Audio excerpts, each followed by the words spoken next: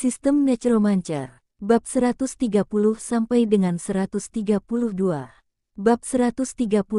Tidak ada yang hidup. Saudari Hong, ada zombie cacat di bengkel mobil. Kalimat seperti itu membuat seluruh konvoi gelisah. Wu Heng menjulurkan kepalanya, menghindari penumpang yang menghalangi pandangannya di depannya, dan melihat ke arah bengkel mobil. Dari kejauhan, saya melihat zombie humanoid besar merangkak, memanjat dinding luar bengkel mobil. Kulit pucat, anggota badan ramping dan cakar tebal. Ia seperti tokek berbentuk manusia, menempel di dinding. Cakar besar, terus-menerus menyambar jendela. Pada saat yang sama Wu Heng melihat ke pihak lain, zombie yang menyimpang juga menemukan konvoi tersebut. Merobek jendela yang tertutup rapat 2 kali, dia melompat dari dinding dan bergegas menuju ke arah konvoi. Dia datang, apa yang harus saya lakukan? Sialan, seruan hadron terdengar dari radio. Dia adalah mobil pertama, tapi dia tidak berani berhenti sekarang, dan ada zombie cacat bergegas di depannya. Dilema, Li Yahong juga memandang Wu Heng dengan cemas. Biarkan Qiangzi menghentikan mobilnya, dan tidak ada di antara kalian yang keluar dari mobil, kata Wu Heng. Li Yahong mengambil walkie-talkie dan langsung berkata, saat konvoi berhenti, jangan turun dari mobil. Jangan turun dari mobil dalam keadaan apapun. Ci gelombang. Bunyi rem terdengar terus-menerus. Zombie yang cacat tokek menjadi semakin bersemangat ketika dia melihat konvoi berhenti, dan mulai berlari dengan cepat. Langkah kaki itu terdengar keras.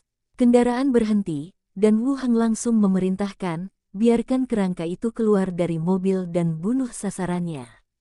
Hore! Sejumlah besar kerangka melompat keluar dari gerbong dan berdiri berjajar di sekitar konvoi. Kali ini saya tidak membawa semua kerangka, saya hanya membawa kembali kerangka berkepala besar, baudong dan lainnya level 5 atau lebih tinggi, dan lebih dari 100 kerangka dengan jiwa dasar. Zombie tokek yang berlari melihat kemunculan kerangka itu secara tiba-tiba, dan langkah majunya tiba-tiba berhenti. Melihat ke sisi yang berlawanan dengan hati-hati, dia mulai mundur sedikit. Hore! Tim kerangka semuanya keluar dari mobil dan mulai menyerang dengan senjata di tangan. Zombie tokek itu berbalik dan mulai lari ke arah belakang. Kemudian dia melompat dan memanjat langsung ke dinding luar gedung.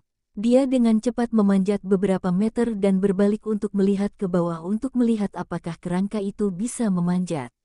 Bang gelombang. Terdengar suara tembakan yang memekakkan telinga. Hunter Yi yang berdiri di atap mobil menarik pelatuknya, dan pelurunya langsung mengenai bagian belakang kepala zombie tersebut. Kekuatan yang sangat besar menyebabkan kepalanya membentur dinding secara tiba-tiba. Jatuh langsung dari ketinggian. Kerangka orc yang memegang kapak perang dan kerangka humanoid yang memegang tombak dengan cepat bergegas menuju posisi jatuh. Zombie tokek dengan cepat memanjat dan menggelengkan kepalanya, merasa sedikit pusing. Kemudian, sebelum sekelompok tengkorak mengelilinginya, dia memanjat tembok lagi. Bang gelombang, bang gelombang. 2 tembakan lagi dilepaskan, dan peluru mengenai punggung dan punggung bawah zombie, memercikkan darah. Kemudian, dia terjatuh dari tembok untuk kedua kalinya. Peluru tidak dapat membunuhnya, namun kekuatan senjata api masih dapat mengganggu tindakannya.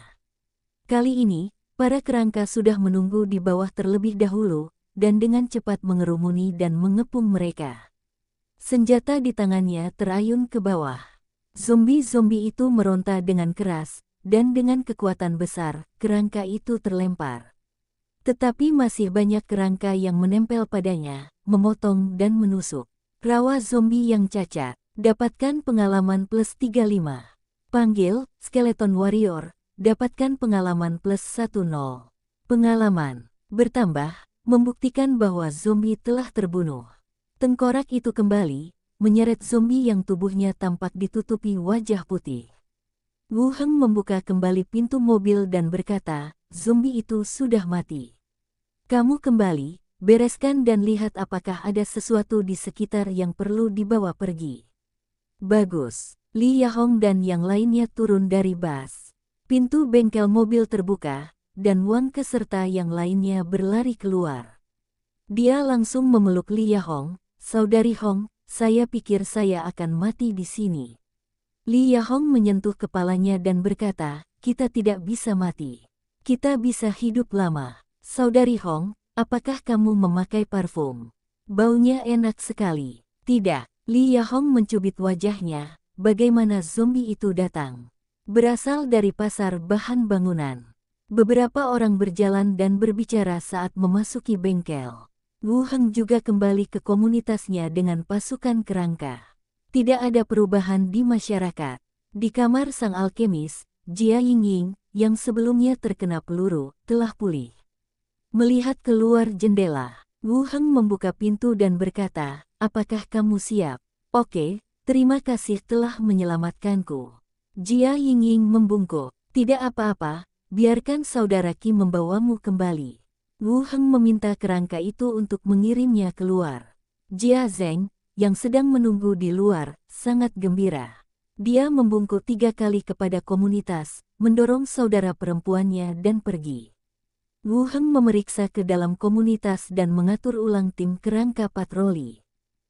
Kota Urentam, pusat kota, di ruangan gelap. Asap berasap memenuhi udara dengan rasa manis yang kaya. Inilah bau obat halusinogen, obat yang bisa membuat orang bersemangat dan bahagia di dunia ini. Di depan meja, ada beberapa pria paruh baya berdiri, mengenakan baju besi kulit dan pedang panjang di pinggang mereka. Di seberang meja, seorang lelaki tegap dan berjanggut duduk. Bos dari geng berduri, di luar kota, si tukang daging, Roah. Seorang pria yang memiliki reputasi buruk di kota manusia lari ke kota Luntam, membentuk kembali geng, dan terus melakukan bisnis bawah tanah. "Bos, lokasinya sudah diselidiki dengan jelas. Memang hanya ada 2 petugas di sekitar." Roah membuka ramuan lavender dan meminumnya. Dengan rasa lega yang tidak wajar di wajahnya, dia berkata, "Biarkan saudara-saudara bersiap, kita akan mulai malam ini. Tidak ada yang akan hidup, dan semua mayat akan dibawa kembali." Mendengar ini, orang lain di ruangan itu mengangguk, "Dimengerti, bos." Setelah mengatakan itu, dia langsung keluar. Pada saat ini, seorang wanita gemuk dan centil perlahan keluar dari ruangan di sisi lain. Dia bersandar di tepi meja dan berkata dengan lembut, "Kita tidak boleh ikut campur dalam urusan asosiasi.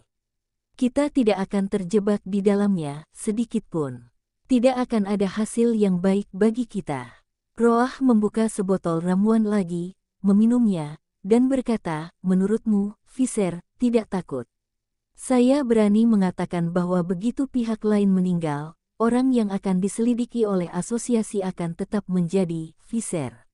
Mereka hanya mencari beberapa orang yang dicari. Para penjahat digunakan sebagai kambing hitam dan tidak dapat ditemukan pada kami. Perselisihan internal dalam asosiasi, geng lokal tidak mau menimbulkan masalah. Tetapi ada orang yang bisa menghadapi akibatnya dan mendapat banyak komisi, jadi mereka tetap bersedia melakukan kesepakatan ini. Visser adalah kapten tim 8. Dibandingkan menjadi anggota geng, dia lebih takut hal-hal terungkap. Dia pasti akan melakukan sesuatu ketika saatnya tiba untuk mencegah petunjuk diselidiki. Kapten pemula yang baru saja tiba di kota tidak perlu khawatir tentang penyelidikan selanjutnya. Selain itu, melakukan kontak dengan Visser juga akan memberikan beberapa manfaat bagi perkembangan geng di masa depan. Wanita itu juga mendengar arti kata-katanya, memikirkannya dan berkata, "Visser tidak akan berbalik dan menjual kita." "Yah, gelombang." Roah tertawa, "Visser memang tidak bisa dipercaya, tapi masalah ini lebih serius dan dia tidak berani melakukan ini." Berbicara, dia menarik wanita itu ke dalam pelukannya dan menyentuh pakaiannya dengan tidak hati-hati. Nafas wanita itu menjadi lebih berat dan dia berkata dengan genit, "Pergi ke tempatku dan istirahat." Roah berhenti, terbatuk sedikit dan berkata, "Lupakan malam ini, fokuslah pada operasi ini." Wanita itu mengerutkan bibirnya, memutar pinggangnya dan berbalik untuk pergi. Di dalam komunitas, Wu Heng melepaskan teknik budak tulang. Objek yang dipanggil melebihi jangkauan kemampuan pengguna, dan faktor ketidakstabilan meningkat. Kemudian, kerangka humanoid besar perlahan berdiri. Masih merangkak, bergerak seperti tokek. Kerangka teror cakar level 13. Bab 131. Pembunuh malam. Kerangka teror cakar level 13. Tingkat 13. Atribut konstitusi 27, kekuatan 28, ketangkasan 31, kecerdasan 11, persepsi 17, karisma 7. Karakteristik kerangka berongga, jiwa dasar, posisi gema, penjelajahan jalan yang kasar. Keahlian penyimpangan biologis. Eco positioning mendeteksi target tersembunyi dengan mengetuk permukaan objek seperti tanah dan dinding. Merayap di jalan terjal, dapat merangkak di medan khusus, kelincahan +3. Penyimpangan biologis, konstitusi +3, agility +3, persepsi +2. Di antara atribut teror claw yang paling menonjol adalah agility yang mencapai 31 poin. Ini sudah sangat cepat. Karakteristiknya meliputi eco positioning dan crook road crawling. Penentuan posisi gema menentukan lokasi musuh dengan mengetuk tanah. Ini adalah kemampuan eksplorasi. Ia dapat menemukan target meskipun bersembunyi di dalam gedung. Kemampuannya juga sangat tidak normal. Mendaki di jalan yang terjal, Anda bisa mendaki di medan yang terjal. Mampu memanjat dinding secara vertikal adalah hasil dari fitur ini. Tapi rasanya tidak terlalu berguna. Laba-laba saya sendiri juga bisa memanjat tembok dan jaring. Yang terpenting, penampakan humanoid yang aneh ini selalu membuat orang merasa tidak nyaman. Setelah membaca atributnya, Wu Heng menamakannya Terror Claw dan langsung bergabung dengan tim patroli. Tunggu sampai Direclaw pergi. Wu Heng berjongkok, mengobrak-abrik potongan daging, dan menemukan inti mayat ditutupi dengan mata merah. Dengan kantong plastik di tangannya, dia mengeluarkan inti tubuhnya dan melihatnya. Dibandingkan dengan inti mayat sebelumnya, kali ini coretan darah merah pada inti jenazah lebih pekat, dan terdapat gradasi warna ke arah ungu. Ini memberi orang perasaan penuh dengan neurotoksin. Wu Heng melihat inti mayat dan mengerutkan kening. Inti mayat level 3. Mungkin tidak, zombie cacat tingkat ketiga tidak bisa dibunuh dengan mudah. Mereka seharusnya tetap menjadi inti mayat tingkat kedua, tetapi dengan beberapa perubahan. Bergandengan tangan dengan inti mayat, dia berjalan langsung ke gedung di samping. Skeleton alkemis keluar dan membungkuk sedikit. Di antara seluruh tim kerangka alkimia memiliki kecerdasan tertinggi dan kualitas tertinggi. Wu Heng menyerahkan inti mayat yang baru saja diperolehnya dan berkata, uji toksisitasnya dan kemudian kembangkan ramuannya.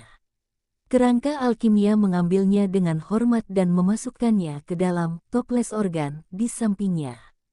Tidak ada peralatan penyimpanan bersuhu konstan di sini, jadi toples organ adalah wadah yang baik untuk menyimpan bahan semacam ini.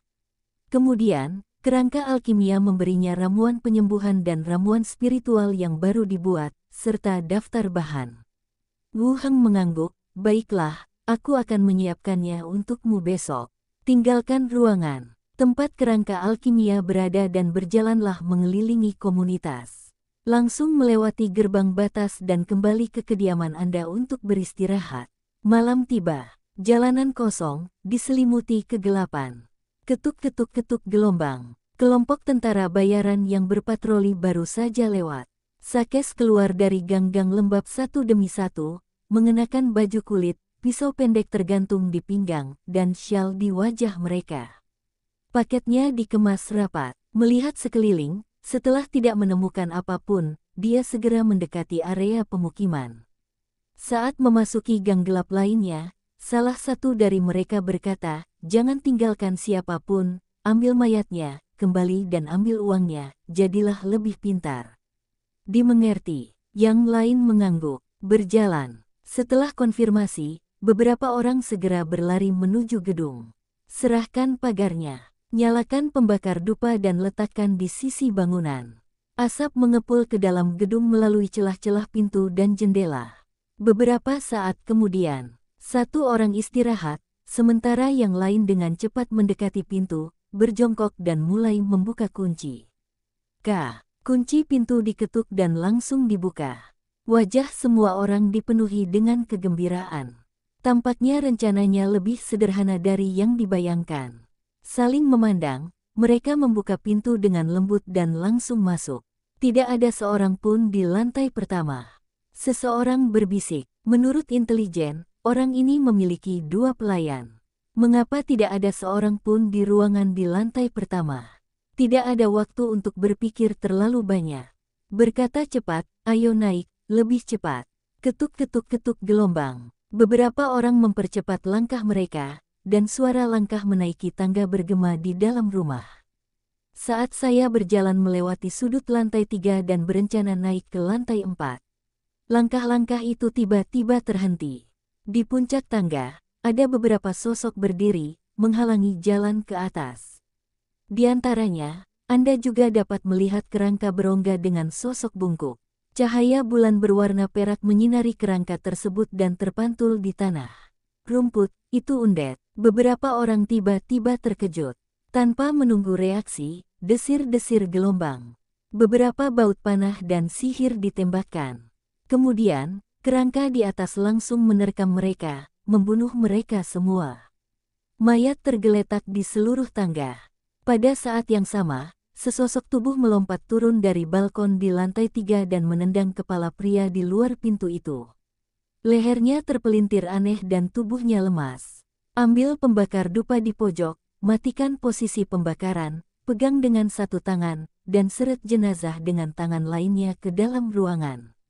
Pintunya ditutup lagi. Di ruang tamu, 8 jenazah tertata rapi di lantai, dengan kain linen dibentangkan di bawahnya untuk mencegah darah mengalir kemana-mana. Ketika beberapa orang mendekati rumah tersebut, mereka ditemukan oleh kerangka. Kerangka tidak perlu tidur dan bisa tinggal di sini siang dan malam. Di kediaman ini, selain basen dan bawudong, juga terdapat 1 pedang, 2 busur panah, 1 panah dan 2, serta 4 kerangka perempuan. Dia tidak langsung menyerang, tapi juga membiarkan mereka masuk sendiri untuk menghindari terlalu banyak kebisingan di luar. Wu Heng duduk di sofa dan melihat pembakar dupa di tangannya. Pembakar dupa psikedelik. Deskripsi, dalam keadaan membakar dupa, setelah jangka waktu tertentu, makhluk tersebut akan mengalami kelelahan, pusing, halusinasi, dan efek lainnya. Seperti yang diharapkan, dia datang dengan persiapan yang baik dan bahkan membawa item sihir bersamanya. Saya tidak membuang waktu memikirkan identitas mereka. Langsung lepaskan percakapan dengan orang mati dan mayat pertama pun duduk.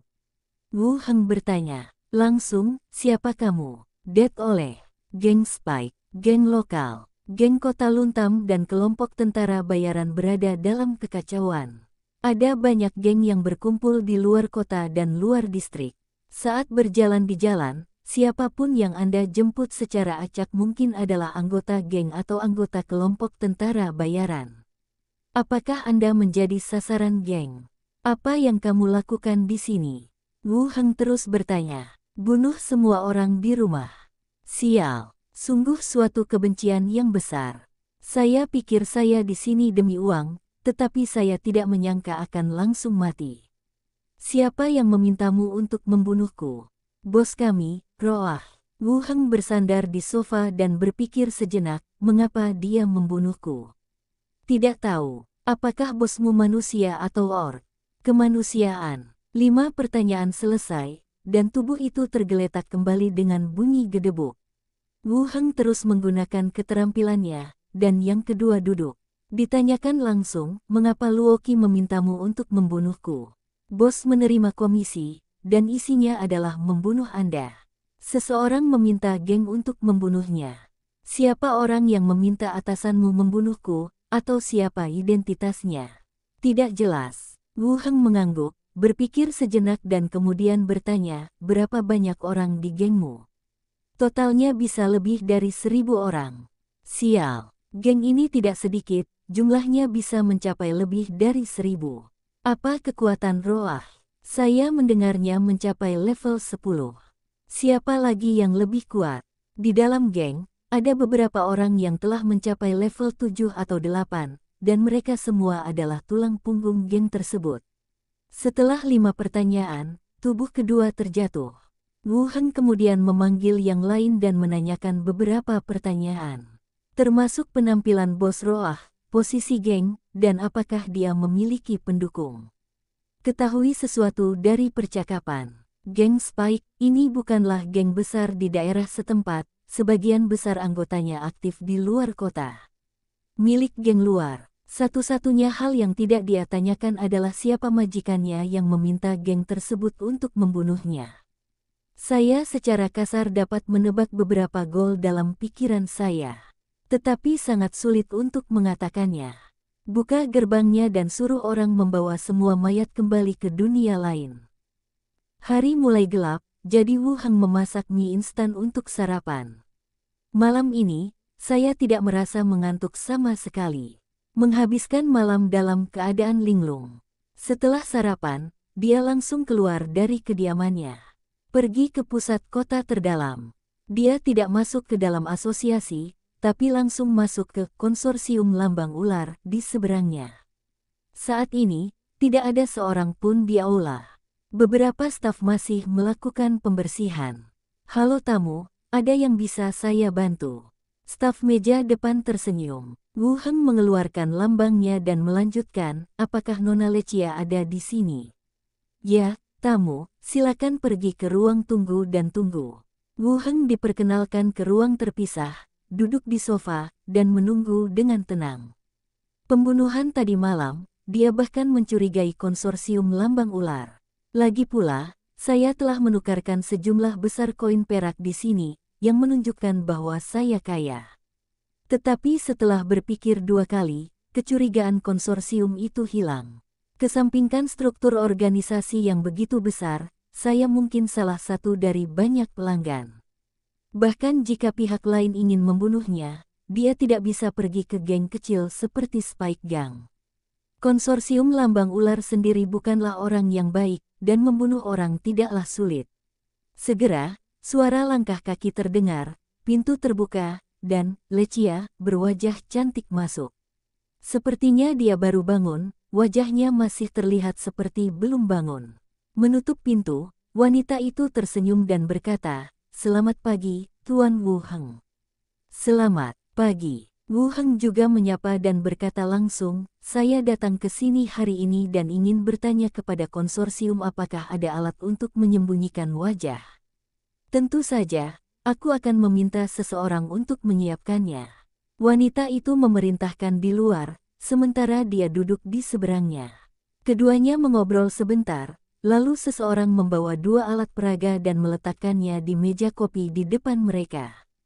Anting-anting tipuan, yang bisa mengaburkan wajahmu saat dipakai, adalah penyangga yang sangat bagus, dan kerudung ajaib, yang bisa mengubah penampilanmu setelah dipakai. Wanita itu memperkenalkan satu persatu. Wu Heng juga memperhatikan 2 alat peraga di atas meja. Anting perak. Deskripsi, anting perak yang diukir dengan sihir ilusi. Setelah dipakai, dapat membentuk ilusi buram di wajah, yang dapat menghalangi makhluk dengan persepsi kurang dari 20 untuk memata-matai wajah. Alat yang mengaburkan wajah. Alat peraga ini sebenarnya tidak ada gunanya. Lebih baik pakai masker saja dan menutupi seluruh wajah. Tapi saya juga bisa memahami ide alat peraga ini. Warna mata dan rambut dapat digunakan untuk menyimpulkan identitas seseorang. Jika semuanya kabur, orang lain akan semakin sulit mengenali Anda. Tetapi saya merasa tidak membutuhkannya. Lanjutkan melihat objek kedua. Kerudung hantu, objek luar biasa. Jenis, benda aneh. Fungsi, hantu, onomatopoeia. Efek samping, saat dipakai, tanpa disadari akan menggoda pria. Bab 132. Tabir transformasi. Kerudung hantu, objek luar biasa. Jenis, benda aneh. Fungsi, hantu, onomatopoeia. Efek samping, saat dipakai, tanpa disadari akan menggoda pria. Deskripsi, setelah memakainya, Anda dan pakaian di sekitarnya dapat diselimuti lapisan ilusi magis, wanita, dan melakukan onomatopoeia, wanita. Efek disembodimen tidak dapat disembunyikan dari bentuk inspeksi fisik apapun. Persepsi usia 30 ke atas akan terlihat melalui efek penyamaran. Kurung tutup, brengsek, kemampuan wanita tua itu. Saat itu, di dalam kuil bobrok tersebut terdapat beberapa biarawati yang berpakaian minim dan mengenakan kostum biarawati dengan ekspresi menawan yang masih sangat berkesan. Jika orang lain bukanlah hantu wanita, melainkan wanita tua dengan abses di wajahnya, menurut Wu Heng hal itu cukup menarik perhatian. Kemampuan perempuan tua untuk mengubah penampilannya disebut transformasi. Bahkan setelah berubah menjadi kerangka, keterampilan ini tetap dipertahankan. Namun, ia menyamar sebagai makhluk hidup, sehingga meningkatkan batasan penggunaannya. Benda aneh di depanku pasti ada hubungannya dengan perempuan itu. Kalau tidak, bagaimana kita bisa membuat sesuatu yang begitu dekat dengan perempuan itu? Efek morphing, kamu bisa berubah menjadi wanita, dan kamu juga bisa menciptakan onomatopoeia. Ini sepenuhnya memenuhi persyaratan penyamaran, tetapi efek sampingnya adalah merayu pria. Itu tidak bisa diterima. Menggoda. Ini sebenarnya bukan tentang melakukan apapun. Selain itu, waktu pemakaiannya mungkin tidak terlalu lama. Setelah memikirkannya dengan cepat dalam pikiranku, ditanya langsung, berapa harga cadar ini? Wanita itu memandangnya, tersenyum dan berkata, 2.500 koin perak. Begitu mahal. Ketika saya membeli kafan itu, harganya hanya 1.500 koin perak, dan efek tembus pandangnya tidak lebih buruk dari ini. Wanita itu tetap tersenyum, dalam hal efek samping dan performa, ini sepadan dengan harganya. Efek samping dari kain kafan adalah jika ada makhluk hidup yang menggunakannya maka ia akan tertular energi kematian yang ada di dalamnya dan kulit akan membusuk. Bagi makhluk hidup, ini adalah efek samping yang sangat besar. Merayu seorang pria secara tidak sadar, dan rasanya bukan apa-apa. Oke, aku menginginkannya. Wu Heng mengeluarkan jumlah yang sesuai dari cincin luar angkasa dan menyerahkannya kepada pihak lain. Setelah wanita itu mendaftar, dia menyerahkan cadar kepada Wu Heng. Ini milikmu. Wu Heng mengangguk, baiklah, kalau begitu aku tidak akan mengganggumu. Para tamu berjalan pelan-pelan. Setelah meninggalkan konsorsium, Wu Heng langsung kembali ke ruang asosiasi. Duke tidak datang, dan Wu Heng adalah satu-satunya orang di ruang tunggu. Duduk di sofa, saya memikirkan kembali rencana tindak lanjut saya. Keluarkan kerudung yang baru saja kamu beli dan kenakan di kepalamu. Cahaya transparan menyelimuti seluruh tubuh dari atas kepala, dan kemudian kembali normal. Wu Heng mengangkat tangannya, melihat punggung telapak tangannya, dan kemudian ke tubuhnya. Tidak ada perubahan. Sial, itu tidak sia-sia.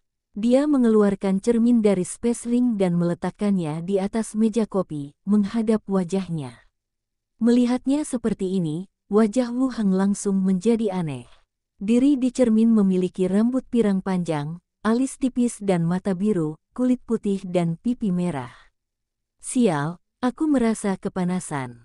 Dia benar-benar berubah menjadi seorang wanita. Tetapi dari sudut pandangnya sendiri, ketika dia melihat lengan dan tubuhnya, tidak ada perubahan sama sekali. Melalui cermin, Anda dapat melihat payudara Anda yang sedikit menggembung. Bukankah itu akan menarik lebih banyak perhatian saat aku keluar? Gambaran ini tidak lebih buruk dari biarawati yang saya lihat sebelumnya. Ada begitu banyak pria kuat yang menatap saya ketika saya keluar. Alangkah baiknya jika tampilannya bisa diturunkan sedikit. Berpikir dalam hatiku. Tubuhnya disinai cahaya lagi. Penampilannya mulai berubah lagi, dan penampilannya tidak lagi menawan. Efek ini membuat Wu Heng merasa senang. Anda juga dapat menyesuaikan tampilannya.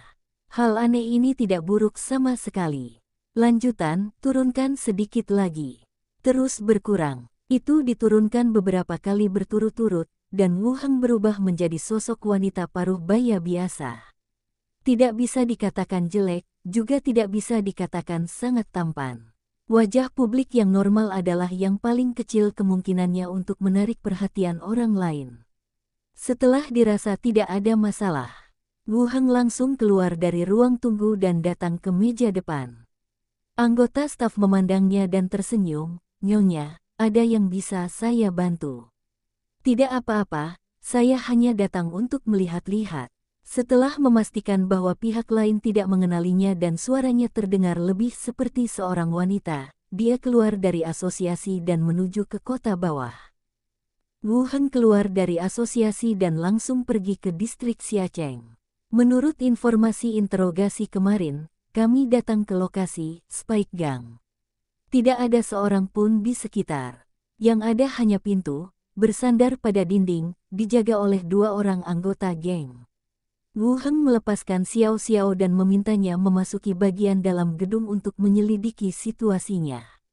Menemukan seseorang seperti Roah, bos dari Spike Gang, dia mengatur seseorang untuk masuk dan membunuhnya secara langsung.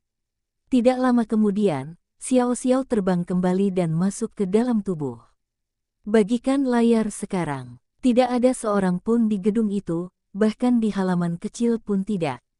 "Kamu tidak bisa lari," gumam Wu Heng. Tidak ada target yang ditemukan. Wu Heng berjalan berkeliling lagi, dan tanpa sadar mengedipkan mata pada beberapa pria kuat. Langsung pergi ke kedai terdekat. Di tempat seperti kedai minuman, terdapat campuran orang baik dan jahat. Anda mungkin dapat mendengar beberapa informasi atau menunggu pihak lain kembali. Kali ini bukan masa puncak pub, namun masih banyak orang yang duduk di sana. Wu Heng menemukan sudut dan duduk. Seorang bartender segera datang dan berkata, "Bu, mau minum apa? Kami punya minuman khusus untuk wanita." Wu Heng melihat daftar harga dan memesan segelas anggur buah. Minuman di kota Luntam lebih tinggi dibandingkan di kota Blackstone. Segelas anggur, atau anggur buah untuk wanita, sebenarnya berharga 75 koin tembaga. Harganya agak mahal. Setelah membayar minuman, bartender datang membawa minuman. Wu Heng minum dalam diam sambil mendengarkan obrolan beberapa peminum. "Akhir-akhir ini di luar tidak terlalu aman. Kudengar beberapa karavan menghilang di luar." "Ya, awalnya kami menerima misi untuk mengawal karavan, tetapi karena kejadian ini, misi tersebut dibatalkan. Kami menunggu pemberitahuan. Kami tidak melakukan apa-apa setiap hari, dan kami hampir menghabiskan seluruh uang kami. Yang terbaik adalah berhenti sebentar. Jika kamu keluar, kamu akan mati." "Saya mendengar bahwa kelompok Partai Warhammer telah memblokir seluruh jalan. Diperkirakan pengawal besi akan mengambil tindakan dalam beberapa hari. Penghentian seperti ini juga akan mempengaruhi pendapatan pajak. Saya harap barang-barang sialan itu kekurangan uang akhir-akhir ini. Mengapa mereka begitu gila?" Wu Heng menguping pembicaraan beberapa orang sambil minum. Isinya bukan tentang Spike Gang, tapi dia juga pernah mendengar tentang Warhammer Party. Beberapa hari yang lalu, Duke mengatakan ini. Para perampok memblokir jalan dan merampok karavan. Pemimpin dan tulang punggung internal adalah penjahat yang dicari, dan imbalannya tidak rendah. Inilah pesta Warhammer yang sedang kita bicarakan. Sekarang telah mencapai titik ini. Karavan di kota dihentikan dan mereka tidak berani meninggalkan kota. Ini memang cukup sengit. Wu Heng duduk sebentar dan tidak mendengar berita tentang Spike Gang. "Saat aku hendak pergi, aku menemukan tempat untuk melepas cadar terlebih dahulu." Tapi matanya tidak bisa menahan diri untuk tidak melirik tangga yang menghubungkan ke lantai 2. Lantai 2 merupakan ruangan pribadi di dalam kedai, umumnya digunakan oleh orang-orang yang ingin berbicara. Sedangkan untuk tangga, terdengar suara langkah pada papan kayu. Hal pertama yang menarik perhatian adalah sepasang kaki ramping berwarna putih, mengenakan rok panjang bersulam hijau tua dengan belahan di bagian kaki. Kemudian, seorang wanita anggun mengenakan selendang biru tua dan rambut panjang merah bergelombang berjalan ke bawah. Kedai itu sunyi sesaat, dan semua pria tanpa sadar saling memandang. Wu Heng juga mendongak. Wanita di depanku mungkin tidak sebaik Slater dari kucing emas atau Lecia dari konsorsium lambang ular. Tetapi ia juga memiliki temperamen uniknya sendiri. Sejenis wanita dewasa di pasar, dengan segala macam pesona, dan dengan keanggunan seorang wanita kelas atas. Memberi pria ketertarikan yang tak bisa dijelaskan. Ipar, adik laki-laki yang menjaga bagian bawah tangga berteriak serempak. Brengsek, wanita pemimpin geng manakah ini? Apa yang terjadi dengan Spike Gang? Datang ke kedai dan membawa begitu banyak anak laki-laki. Kudengar Spike Gang telah memprovokasi seseorang. Jika kamu tidak mempercayai wanitamu, aturlah beberapa adik laki-laki lagi untuk melindunginya. Tarik dia ke bawah. Siapa yang bisa memprovokasi geng pinggiran seperti Spike Gang? Jika dia melakukannya, dia pasti sudah kabur. Menurutku wanita ini punya kekasih, jadi aku mengatur agar adik laki-lakiku mengawasinya. Anak itu darah Luoki terluka dalam pertempuran beberapa tahun yang lalu. Jika dia melakukannya, dia akan melarikan diri. Tidak ada lagi wanita. Astaga, aku bisa melakukan itu, mencari kekasih dan menemukanku. Kamu tidak sebaik aku. Lebih baik mencariku daripada mencarimu. Petik 2. Mendengarkan bisikan beberapa orang, Wu Heng berdiri. Ikuti kakak ipar dari Spike Gang dan pergi bersama. Malam tiba. Wu Heng kembali ke kediaman Spike Gang. Berdiri dalam bayangan dan menunggu beberapa saat, Xiao Xiao terbang kembali dari kejauhan. Membagikan gambarnya, dan pemandangan di dalam kediaman juga muncul di benak saya. Saya tidak melihat Roah de Bacer, wanita saat itu, duduk di samping tempat tidur, sedang memilah sesuatu. Kecoa tidak ada di sini.